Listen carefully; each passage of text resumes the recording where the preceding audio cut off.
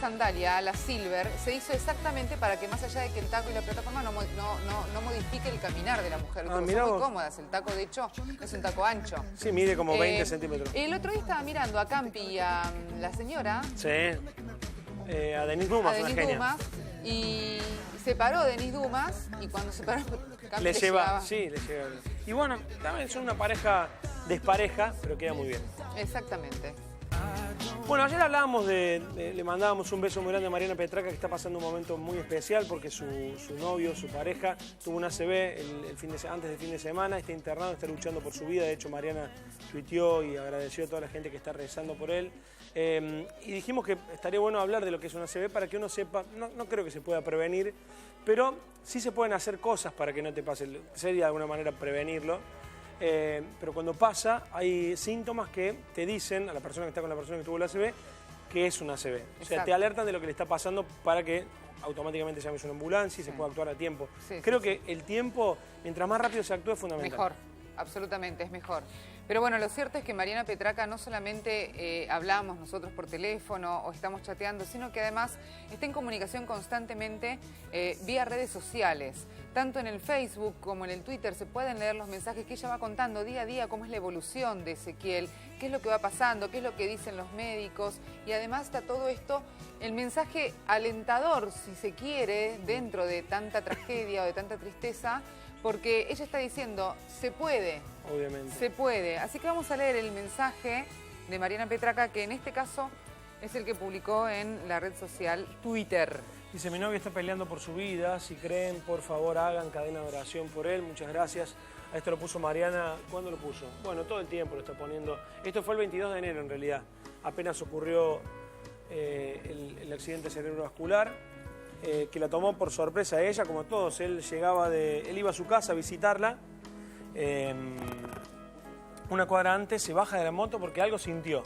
Se baja, deja la moto estacionada y le dice a un muchacho que estaba en el lugar, le habla, pero le habla de una manera descoordinada. No estaba diciendo nada en realidad, sino que movía la boca y balbuceaba. Entonces el muchacho se dio cuenta que algo le estaba pasando y en ese momento se cayó al piso, se desvaneció y lo pudieron agarrar. La ambulancia demoró 4 minutos nada más. Ahí lo llevaron a un hospital y de ese hospital a las 2 horas llegó la ambulancia de máxima complejidad que lo trasladó a la clínica de la Sagrada Familia, que es en donde está ahora en zona norte. Ellos son de zona norte.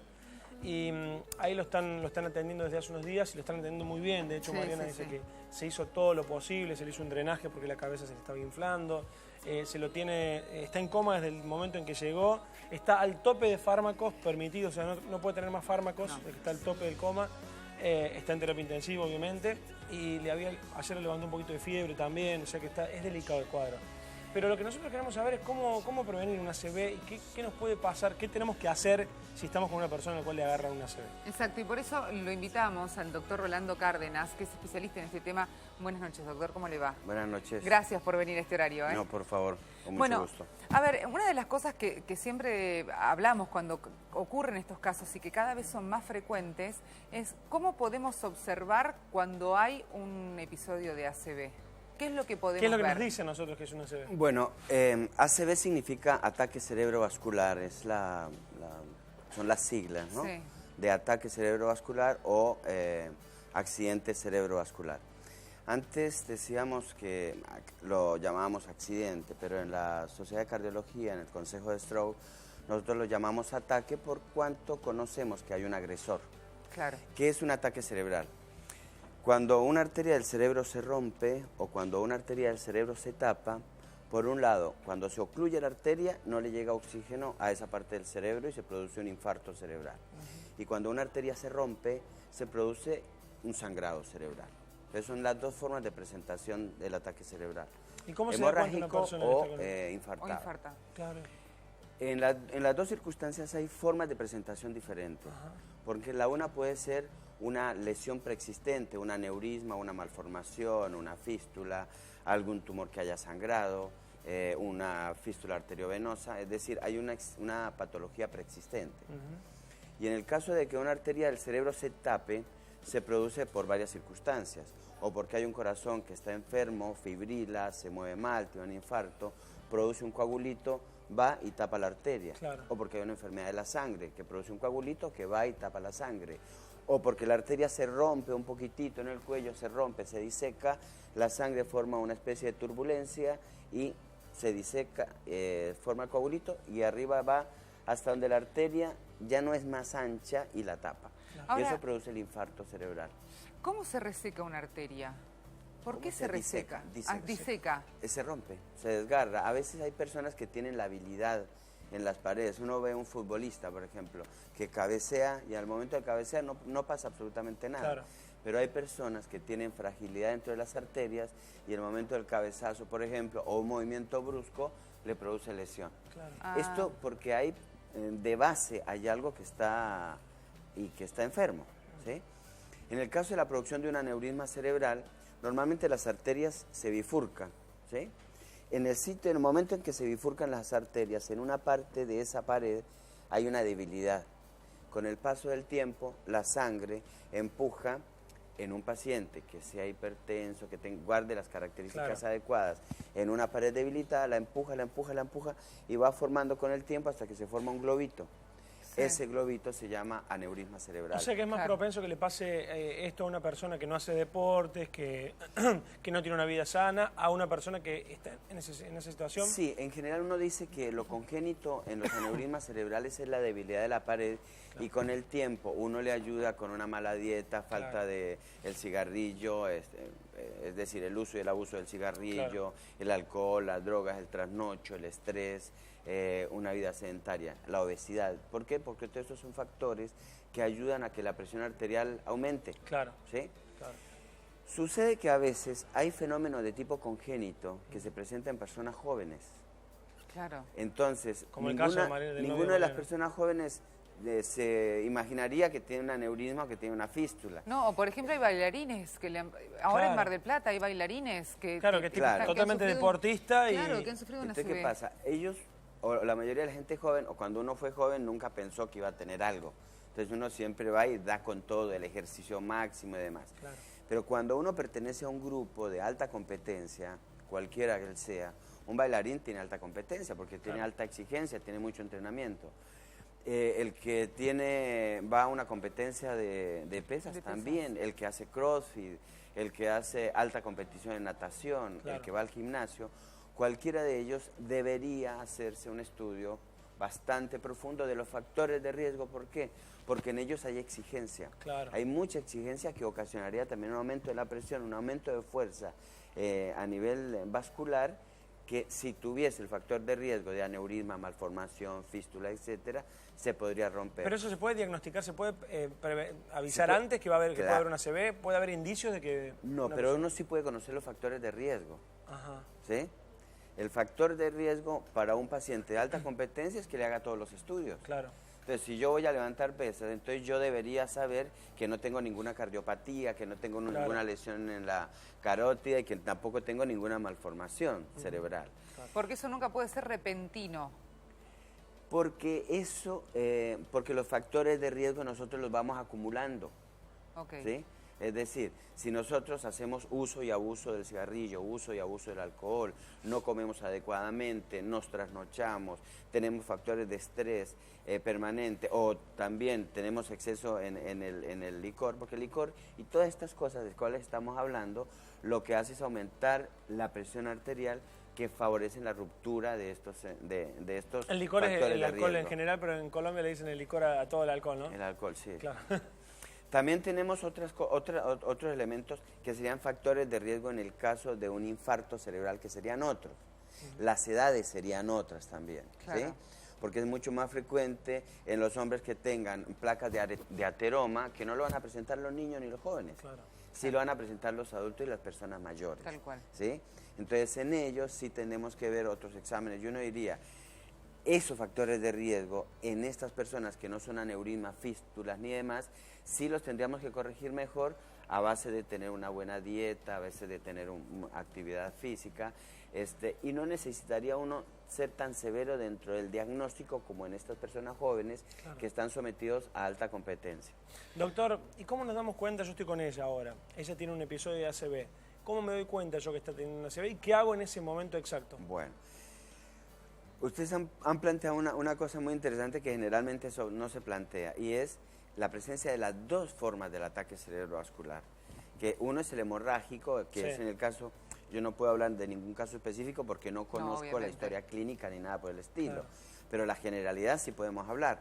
Entonces, el ataque cerebrovascular, cuando uno sabe que hay un dolor de cabeza muy importante, con una pérdida de conciencia, o cuando hay un dolor de cabeza importante, con dificultad para mover un brazo o una pierna, uno casi siempre dice, acá hubo una hemorragia. ¿Sí?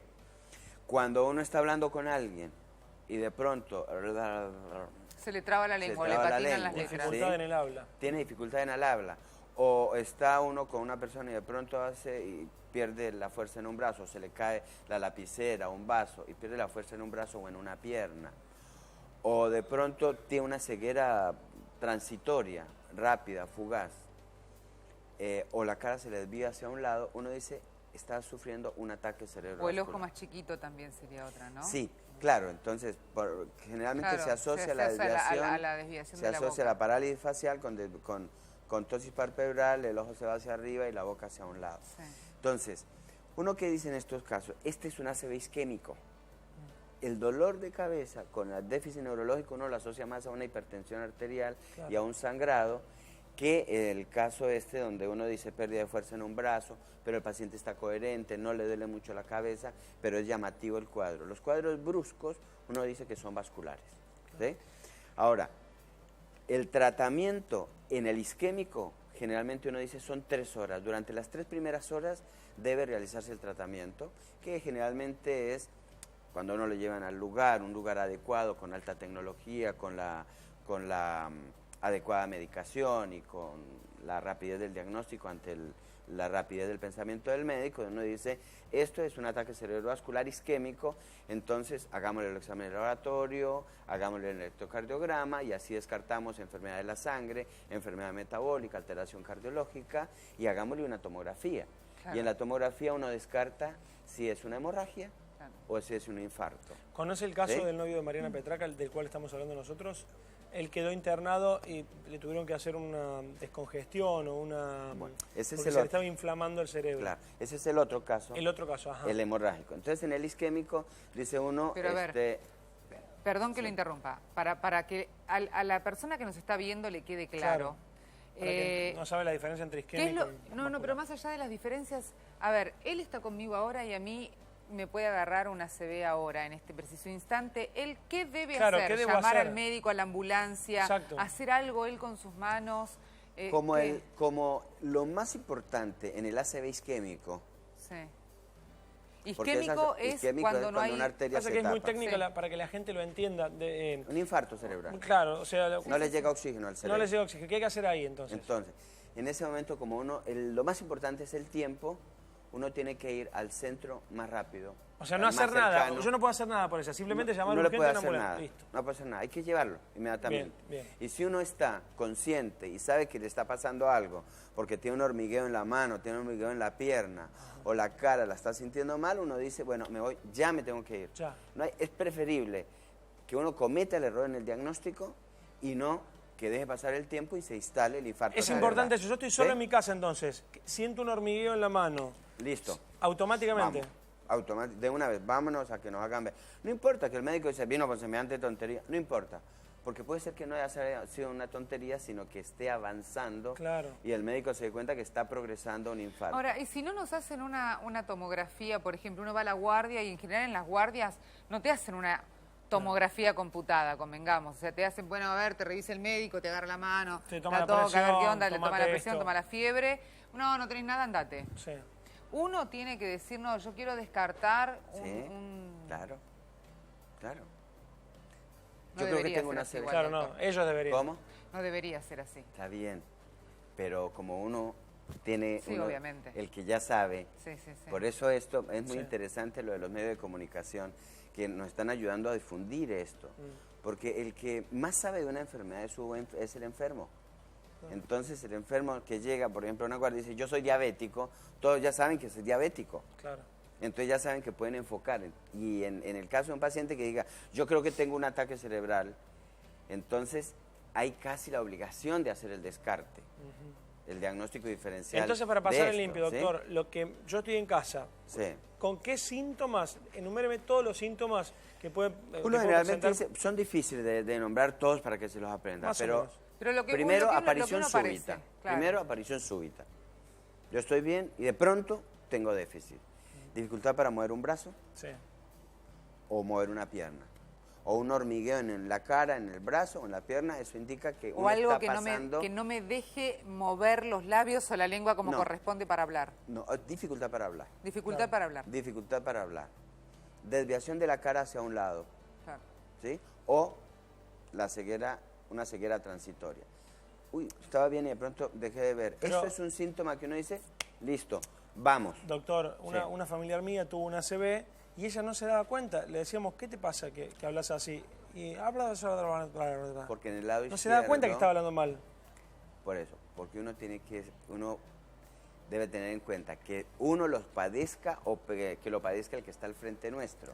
Claro. El que lo padece al frente puede no darse cuenta de lo que está Claro, o sufriendo. sea, si me pasa en casa, yo no entonces me- soy yo el no que me la cuenta. tengo que llevar.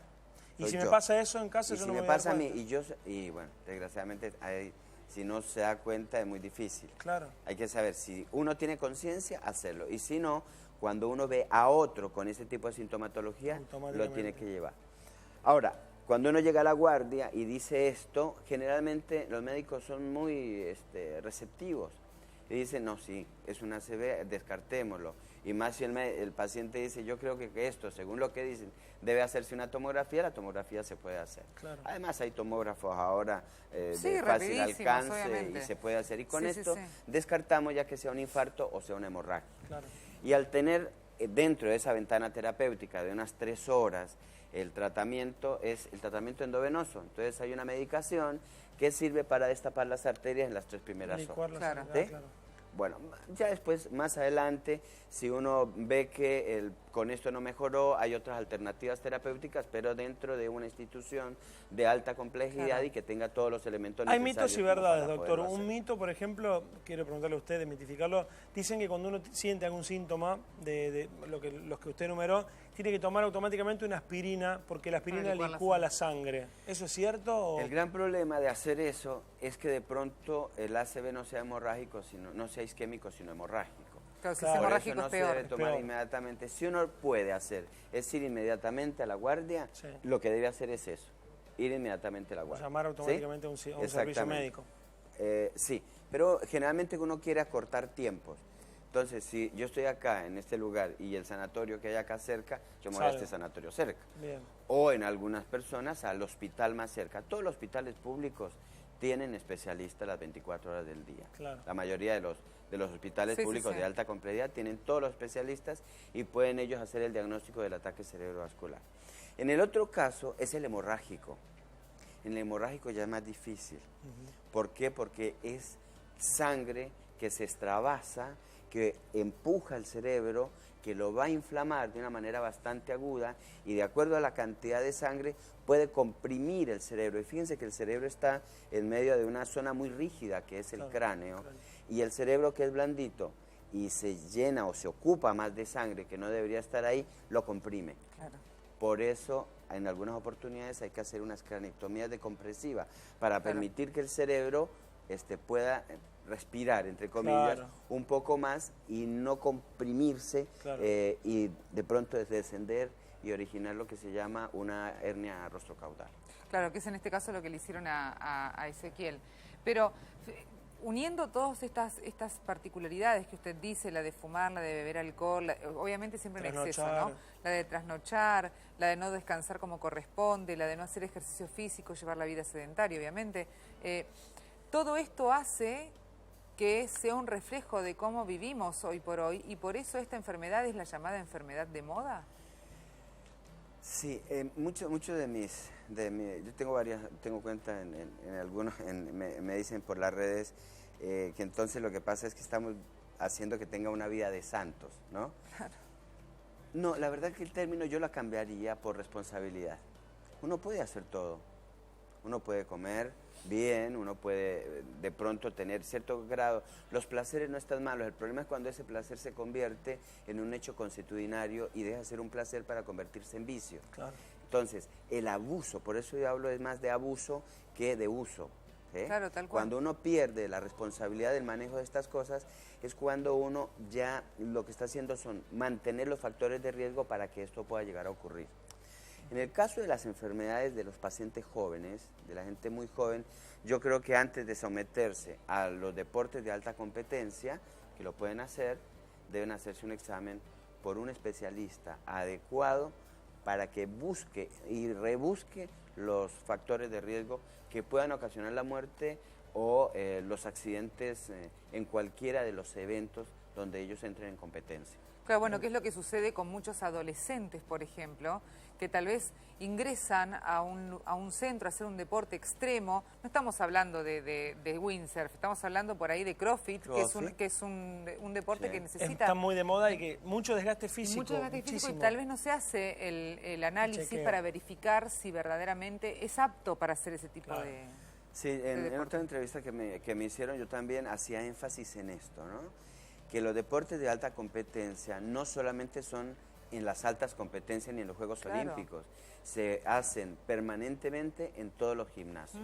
Exactamente, porque el peso, pero tiene que también, me da la sensación, doctor, que tiene esto que ver con la necesidad que tenemos todos, o de vernos bien, o de esta cuestión que tenemos como mandato de sociedad, que si estás flaco sos bien aceptado, que si sos musculoso tenés un buen físico, que tenés que trabajar y entrenar como 2 o 3 horas, entonces vas al gimnasio y levantás peso porque pensás que eso está bueno. Se toman complejos vitamínicos que los dicen los mismos los profesores que nadie sabe de los qué es, que nadie tiene que ver. Tenés razón. También la asociación de un exceso de deporte con exceso de drogas de estas que los ayudan a ponerse más... Porque elimina la grasa y queda la piel pegada al músculo, una locura. Todo esto hace precisamente que de una manera indirecta las paredes de las arterias se lesionen. Claro. Y también muchos de estos ocasionan trastornos endocrinológicos. O lastiman el hígado. Yo por eso vuelvo a insistir en que esto es más que todo responsabilidad, ¿no? Más allá de cualquier circunstancia. Todos cuando vayamos a hacer algún deporte, toda la vida, durante todos los años hubo exigencias sociales, siempre. Sí, eso es una realidad, sí. ¿No? Han cambiado los tiempos, pero las exigencias también y los medios de comunicación también. Sí. Pero la tecnología ha cambiado y nosotros ya podemos hacer diagnóstico más precoz. También podemos hacer terapéutica más precoz. Y tenemos médicos más entrenados que pueden dar frente a esta batalla, pero tenemos un gran problema que es el mismo paciente. Nosotros mismos como médicos también tenemos estas carencias. Obviamente, ¿no? Son humanos, o sea, hay una realidad, estamos todos en la misma bolsa. Totalmente. No nos diferenciamos en eso. Es muy importante que todos los chicos o todas las personas grandes, no importa que sean chicos, tengan en cuenta hacerse el chequeo médico antes de entrar al gimnasio. Siempre. O a las clases de la escuela, por ejemplo. También, muchos de gimnasia. Chicos, esto de lo que se llamaba, que no tiene que ver con la sede, pero sí con la muerte súbita, que dicen, no, bueno, se murió de muerte súbita. Sí. Estaba haciendo el test de Cooper y se murió, quedó en un momento, dejó de correr, se cayó y no lo pudimos recuperar. O sea, son cosas que vos decís, hay una complicación acá que no se está tomando en cuenta antes. Sí, yo creo que es muy importante la observación que acaban de hacer, pero yo lo pondría bajo el término responsabilidad. Sí. ¿Sí? Responsabilidad. Hay responsabilidad de los que dirigen, hay responsabilidad de los que tienen el comercio, pero hay algo que uno nunca puede delegar, que es la responsabilidad propia. Claro. ¿Sí? Entonces, si yo soy el que me voy a enfrentar a un deporte de alta competencia, soy yo el que me tengo que poner en ese plan de decirme, bueno, voy a ver hasta dónde yo puedo dar. A ver, es obligatorio en los gimnasios y en la escuela hacerse el chequeo médico, pero no mucha gente lo hace. Y de hecho en gimnasios dicen, bueno, después me lo traes, tenés un mes para traérmelo. ¿Y quién lo lleva? Pero hay muy poca gente que lo lleva. Muchos pacientes también buscan falsearlo para decir, no lo quiero hacer, o déjelo pasar, o lo voy a hacer. Claro. Por eso el término de responsabilidad es muy importante, de todas las partes, ¿eh? Claro. De todas las partes. Yo he ido a gimnasios donde ni siquiera me lo pidieron. Claro, es obligatorio que te lo pidan. Me lo pidieron. Te lo pidieron. Ni siquiera me lo pidieron. O sea, bueno, definitivamente ¿sabían que nada. El ataque cerebrovascular es la primera causa de discapacidad a nivel mundial? La primera causa. Y es muy triste que una persona de 20 años, 30 años, 40 años, 50 años, pero ahora con los ejemplos de vida tan grandes como Nelly Omar, como el Dr. Fay, como, muchos de los que tienen una capacidad vital enorme, enorme, ahora vivimos mucho más tiempo. Claro. Entonces quedar hemipléjicos o afásicos a la edad de 30 años, de 40 años, eso es un desperdicio para seres humanos que pueden ser supremamente productivos. Otra además, cosa para hablar, ¿cómo, lo que te puede dejar una ACV? ¿Qué te puede dejar una ACV? ¿Cómo, ¿cuáles son las diferentes maneras en las cuales reacciona el cuerpo ante una ACV? Las secuelas. Bueno, ¿sabes que el cerebro nuestro es un mapa enorme en donde están todas las funciones de nuestro cuerpo? Sí. Absolutamente todas las funciones de nuestro cuerpo. Entonces, en la parte de adelante, que es la parte frontal, está lo de nuestro comportamiento, las funciones ejecutivas, algunos fenómenos de inhibición o no. En la parte de atrás, en la parte occipital, tenemos la visión. En las partes laterales tenemos los movimientos. En la parte un poquitito más atrás tenemos la sensibilidad. En la parte hacia adentro y hacia la medio. parte del medio vamos a tener la parte de las emociones, ¿sí? Entonces tenemos todo, absolutamente todo distribuido. Entonces, ¿qué secuelas podemos tener? Que no movamos medio cuerpo, que no podamos hablar, que no podamos entender lo que el otro nos dice, o que no podemos decir lo que nosotros pensamos, o que no podamos sumar, que no podamos multiplicar, o que perdamos el afecto por completo, o que perdamos la capacidad de orientación, o que aún estando bien y habiendo sido ejecutivos de una alta empresa, perdamos la capacidad de mando, entonces ya no tengamos la misma capacidad de dirigir, que anulemos nuestras funciones ejecutivas. Qué loco, ¿Sí? qué bárbaro. O que lo que he tenido en un paciente también hace poco tiempo, una arteria muy pequeñita se le rompió y ocasionó trastorno de la memoria, 5 minutos, y se le olvidaba que había hecho 5 minutos atrás. Claro, a corto plazo. A corto plazo. Claro. Es decir, deja secuelas que son muy importantes. Y estas secuelas ocasionan un trastorno, no solamente a uno como paciente, sino que se daña el entorno familiar, Claro. la relación de pareja, la situación social, la situación económica. Cuando uno no puede hacer algo, laboralmente está también muy comprometido. Sí, Muchas veces una absolutamente. persona tiene que aprender de cero a hablar, a Bueno, mi escribir. abuelo, por ejemplo, yo contaba, Claro. sin ser autorreferencial en esto, pero mi abuelo contaba que él tuvo 3 ataques cerebrovasculares y un aneurisma. Y le agarraron en diferentes etapas, de algunas salió ileso, se podría decir, y del último ataque, de hecho, hubo que enseñarle a caminar, Claro. a ir al baño, a hablar. Claro. Es un volver a Y empezar. y le quedó, de hecho, una manito así. Era un bebé. Era un bebé en un cuerpo de un hombre grande, de 60 años. Entonces le quedó la mano dura y de hecho no la podía mover. Entonces yo, que era chiquitita, me llevaba de la otra mano la ponía mi abuela en el bolsillo del pantalón. Y él, por ejemplo, te quería decir, alcanzame el celular, y en vez de alcanzar el celular, te decía la televisión. Claro, no, Entonces, descoordinado. Era, o cualquier burrada, Sí, sí, ¿no? Que hasta que el entorno familiar, que es lo que cuenta mi madre, comenzó a funcionar a beneficio de él, Claro. pasó un tiempo largo. Acomodarse a él, Donde a la sus tristeza, circunstancias. las lágrimas, la bronca, el por qué a mí, el por qué a él, surgieron dentro de la familia. Sí, totalmente. Sabe que las enfermedades las padece uno, pero las sufre la familia. Claro. ¿Sí?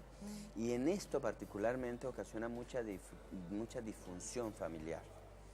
Porque es muy difícil comprender una persona a la que uno amaba, a la que uno quería, de pronto le es indiferente. De hecho, no se acordaba siquiera los nombres de su hija y de su mujer. Claro, ¿ves? Claro. Entonces dice uno, acá es medio conflictivo, ¿cómo puede uno solucionar eso? Y bueno, entonces ahí viene la parte filosófica, la parte afectiva y la parte sentimental.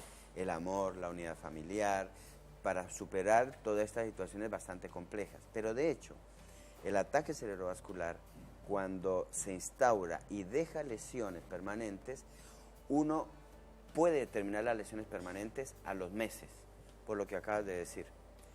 Porque esa persona puede tener rehabilitación, porque las neuronas que estaban edematizadas se desinflaman y se vuelven normales al cabo de mucho tiempo y solamente quedan específicamente lesionadas un poquitito nada más. Claro. Entonces por eso uno define una secuela mucho tiempo después de haber sufrido el ataque cerebral y después de haber hecho rehabilitación. Y que por ahí la rehabilitación o la capacidad del paciente para recuperarse y las ganas que tiene de vivir también ayuda y mucho.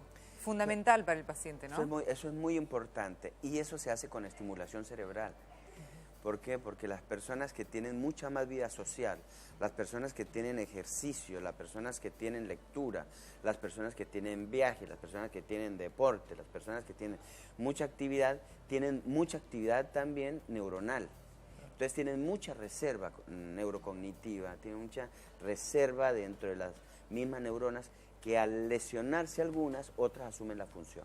Doctor, la gente interactuó mucho con nosotros en este programa y nos están diciendo por Twitter, Pablo Ferreira dice que en el interior no hay acceso tan fácil a tomógrafos. El cuadro clínico es lo que se tiene en cuenta para definir la conducta en varios casos. Claro, en Capital por ahí es más fácil, o en Provincia de Buenos Aires, pero en el interior del país no es tan común que haya tomógrafos en todos lados. No, bueno, absolutamente que no. Gracias que hay cardiólogos. De hecho, a mí me ha pasado de ir a buscar un cardiólogo con mi madre cuando la tenía que operar para hacer el prequirúrgico y contestarme, no tenemos, está de vacaciones. Bueno, esa es una de las situaciones que ocurren no solamente en Argentina, sino en muchos lugares, ¿no? Porque la presencia de la ventana terapéutica es muy importante para el tratamiento del ataque cerebrovascular. Entonces nosotros estamos intentando a través de la difusión, y lo hemos hecho durante más de 20 años a través del Consejo de Stroke y también a través, yo tengo un curso también de ataque cerebrovascular y con médicos en varios lugares. Hemos hablado con charlas para asesorar también a médicos que se encuentran en lugares bastante distantes, y entre los mismos médicos ellos dicen, mire, en tal lugar sí hay un tomógrafo, entonces entre ellos mismos se ayudan y una vez hecho el diagnóstico intentar dirigirlos al sitio. Pero eso es una lucha que se tiene. Otro mensaje, mira, Sandra Secas dice, ayer llevé a mi madre al hospital, tenía la presión alta y hormigueo en el brazo y no le hicieron nada. ¿Puede que el médico haya determinado que no presentaba síntomas de ACV o por qué no le hicieron nada? Sí, posiblemente. Es bastante complejo poder uno dirimir caso por caso, claro. Pero a veces cuando la historia clínica está asociado con algunas otras situaciones que los médicos analizan, pueden llegar a decir, mire, realmente esto está dándose porque hay una compresión cervical, porque claro, hay una contractura muscular. Se hace un diagnóstico diferencial, ¿sí? Eso es importante. Más allá de eso, puede ser factible también que no lo haya pensado. Ahora, ¿cómo no lo ha pensado? Perdón, pero claro, me quedo con eso porque no por lo siguiente, porque a veces uno hace el diagnóstico en virtud de lo que refiere el paciente. Lo que te dice. ¿Sí? Entonces uno tiene que descartar determinado tipo de patologías y es muy frecuente que a veces diga, bueno, yo estoy estando en una situación de conflictiva, sentí hormigueo en la mano y luego sentí hormigueo en la otra mano y alrededor de la boca, claro, ¿sí? Estos son signos de que hay una hiperventilación. Entonces uno asociando el cuadro, entonces llega a determinado tipo de diagnóstico, ¿sí? Sí. Cuando es bien específico el cuadro y dice uno tiene un hormigueo en una mano o perdió la fuerza en una mano y en una pierna, un gran dolor de cabeza. Claro, y tiene dificultades para hablar, uno en un contexto súbito, sin que haya habido nada alrededor, entonces uno piensa más en esto, ¿sí? Estos son cuadros también que los piensa también mucha gente. Fíjense que yo me dedico básicamente a esto. Claro. Y hay muchos médicos que nos dedicamos a esto. Y para nosotros es muy común que esto se pueda diagnosticar o lo diagnosticaría uno un poco más rápido. Claro. ¿Sí? Mientras que dentro de un campo de alguien que esté atendiendo a una gran cantidad de personas, diversos tipos de patología, sí, una guardia médico clínico en un área muy lejana, en una zona donde tiene poca accesibilidad a la tecnología y demás, es bastante complejo, ¿no? Sí, a ver, es bastante complejo y yo lo entiendo, y también por un lado me preocupa, porque teniendo profesionales que capacitan a otros profesionales diciendo cuáles son las causas, qué es lo que tienen que hacer, cómo lo pueden llevar a cabo, cómo hay que escuchar al paciente, que el paciente diga que el paciente... O sea, realmente me extraña que todavía el mensaje no quede claro o no llegue. Porque ¿sabes dónde viene más la tardanza? ¿Dónde? Más que a nivel médico, es en el mismo paciente. Claro. Sí, esa es la primera causa, por eso es que hay tantas campañas de parte tanto de entidades públicas como oficiales, sí, como privadas para hacer que la gente sea la que vea en sí el cuadro clínico en sí mismo o en el otro. Esa es la dificultad más grande. Y hay muchísimos que sufren un ataque cerebrovascular y que no van al médico. Claro. Pero muchos. ¿Y puede que uno tenga un ataque cerebrovascular y pase? Claro, porque hay mucho transitorio Claro. también. Entonces, muchos de los que sufren un ataque cerebrovascular lo sufren y es transitorio porque a las 2 horas le pasó y ya no hubo absolutamente nada. ¿Sí? Claro. Y hay algunos que a pesar de tener lo que tienen, la dificultad de mover el brazo o la pierna, no quieren ir y no van. ¿Sí? Entonces, y es muy difícil cambiar ese tipo de pensamiento, pero afortunadamente con esta situación mediática, por decirlo de alguna manera, en donde dan la oportunidad de decirle a la gente común, no dar estas charlas, conferencias a nivel de los médicos, porque con los médicos charlamos de otra manera. Obviamente, más técnico, ¿sí? obviamente. Pero está bueno que la gente Con lo entienda otro en tipo casa, que le llegue el mensaje, que sea fácil, como lo estamos explicando, Claro. como lo está explicando usted. Yo no sé si yo lo hago fácil. No sé Sí, si- pero nosotros le pero me preguntamos gustaría- mucho para que la gente entienda. Claro, pero me gustaría que fuese eso, sin uno entrar en dilemas ni en conflictos, sino No, sencillamente decir, mire, esto es como el tango, son dos los que bailan. Si no bailamos los dos al mismo tiempo, nos vamos a chocar, ¿sí? Entonces, si usted tiene el diagnóstico apropiado, usted mismo sabe que se le durmió un brazo, se le durmió una pierna, usted piense que va a tener que puede estar sufriendo un ataque cerebral, entonces busque ayuda. Si usted está hablando o ve que alguien está hablando y habla mal, entonces piense que está teniendo un ataque cerebral y busque ayuda.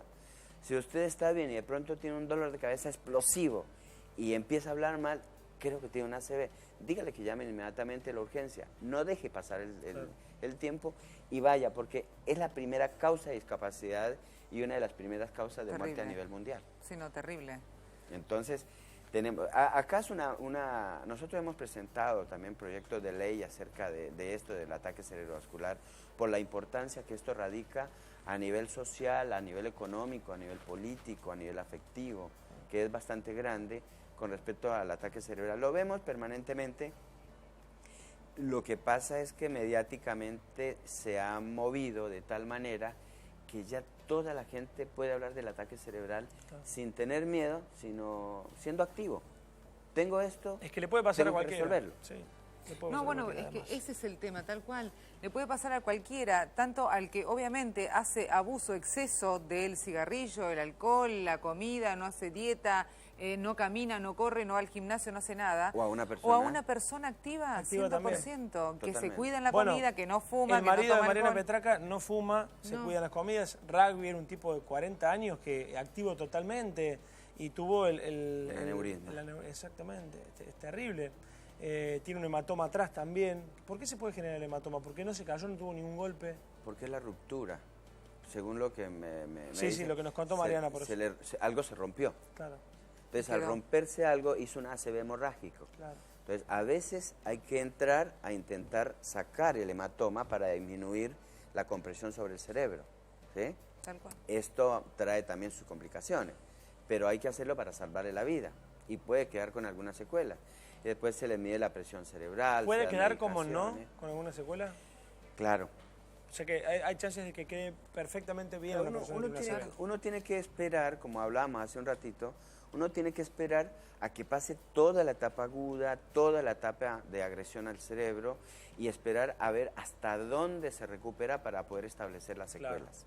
A veces las secuelas son básicamente nominales, es decir, o no sabe sumar, o no sabe restar, o se le olvidan las palabras, se le olvidan las letras, o tiene algún grado de confusión, ¿sí? Y hay otras más severas como que quede inhabilitado en una cama Claro. o en una silla de ruedas. ¿Sí?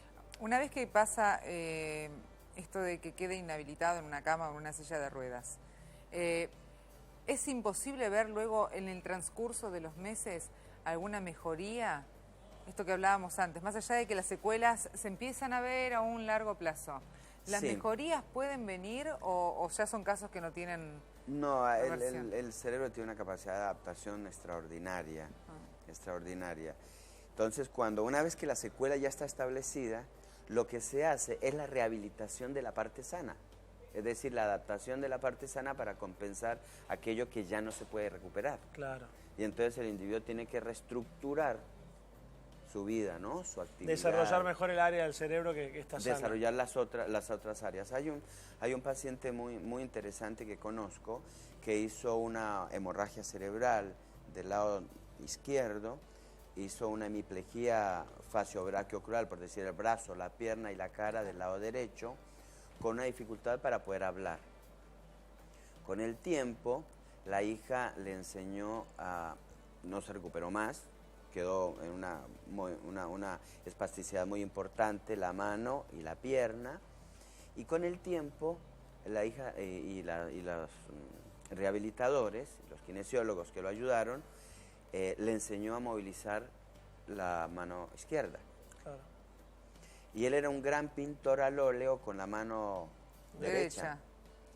Con el tiempo le enseñaron a utilizar la computadora, hacía los dibujos en la computadora, los integraba y él empezó a dibujar con la mano izquierda. Claro. Y hace cuadros muy interesantes, de los cuales yo también tengo algunos que me ha obsequiado, interesante. Y en un principio, como no podía mover la mano, un amigo odontólogo le fabricó una repisa en donde apoyaba la mano y subía, en lugar de subir o bajar la mano, lo que subía y bajaba era la pintura. Era la pintura. Claro. La pintura. Y ahora ha logrado hacer unos cuadros grandes muy lindos. Es decir, hay una compensación con respecto a la parte en la que se... Por eso es aprender de nuevo a escribir con la mano izquierda, a utilizar la mano izquierda, que él en este caso no lo usaba para todo. O sea, es aprender de nuevo. Es aprender. Es difícil, es muy difícil aprender a mover una mano pléjica. Claro. Es muy difícil. ¿Sí? Y después es difícil saberse que uno va a quedar con una lesión. Pero yo le decía a mis pacientes, ¿no? Cuando quedan secuelados, a veces la vida a uno le da cosas y no le da otras. Yo no pude jugar básquet, le digo, yo no puedo jugar básquet porque mi estatura nunca me lo permitió, ¿sí? Entonces hacía otros deportes y me desarrollaba en otros deportes. Desgraciadamente la vida hizo que tuviera este ACV, lo tiene, pero tiene otras cosas, porque lo más lindo del ser humano es que todavía tiene esperanza, está lleno de ilusiones, y sobre todo algo muy importante es el aspecto familiar. Claro. Es muy importante, como en toda enfermedad, que uno tenga el apoyo de los hermanos, de los padres, de la familia, de los tíos y de los amigos. Doc, para prevenir, para terminar y que la gente se quede con el concepto claro, ¿cómo se previene? ¿Cuál es la mejor manera? 3 tips, algo cortito, para prevenir un ACV. La prevención del ACV en los deportistas de alta competencia, médica. Bien. Hacerse ver y que haga un chequeo exhaustivo hasta el grado de competencia que pueda llegar a tener.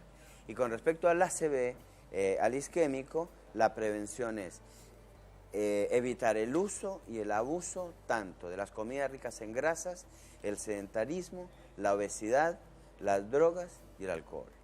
Bien. Hay que dormir las horas adecuadas y el estrés, es decir, responsabilidad dentro de lo que se está haciendo. ¿Cuántas horas son las adecuadas para dormir? Ese es un tema bastante complejo, pero entre 6 y 8 horas serían las adecuadas. ¿6 está bien? 6 está bien. Gracias, doctor. Dormimos eso más o menos. Bueno, la verdad que a mí me encantaría seguir hablando con usted porque además el cerebro verdaderamente merece un descubrimiento, porque es algo, es el motor del cuerpo. Es más, escuchaba al doctor Manes hablar una vez y decir que en realidad nosotros, es mentira que nos enamorábamos por el corazón, sino que nos enamoramos por el cerebro. Nos enamoramos a través del cerebro. Sí, totalmente. Nuestro cerebro mueve absolutamente todas las estructuras que hay en todo el resto del organismo. Y en el cerebro es donde se producen la mayor de las combinaciones biológico, físicas y químicas para que todo nuestro cuerpo lo sienta y se manifieste. Entonces arriba tenemos, por eso antes decía que nuestro cerebro es un mapa interesantísimo, interesantísimo. Es de ahí que si alguien, por ejemplo, dice la palabra perro, entonces inmediatamente uno no solamente imagina la palabra escrita perro, sino que uno huele al perro, uno imagina la cantidad de perros que hay por ahí dando vueltas. Se acuerda de su perro. Se acuerda de su perro. Además, la sensación de tocar uno un perro, del perro, y lo que hizo el perro cuando íbamos por la calle, es decir, que ha logrado la palabra perro unir frontal, temporal, parietal, occipital y área límbica, todas para surgir un pensamiento. Y es más, con la sola palabra perro, has logrado hacer toda una historia, que saliste, paseaste por el parque, el perro se hizo caca en un lugar y después yo lo reté y lo agarré en una bolsita y me lo llevé para la casa. ¿Ve? Uno logra hacer con una sola palabra todo un engrama adentro de unir una cantidad de neuronas para que se ejecute un pensamiento. De hecho, todavía el humano no ha podido fabricar una computadora que tenga la velocidad del cerebro humano. De hecho, dicen que creo que en 15 o 20 años ya se va a poder igualar al cerebro con una máquina, pero que es muy complejo, que lo está trabajando todo el mundo y que es muy complejo. En medio de nuestra imperfección, nosotros somos unos seres perfectos. Sí, absolutamente. Me encantó esa frase. La verdad que sí. Me Gracias encantó. por venir, doctor. Un Gracias. placer haberlo tenido acá. Un placer.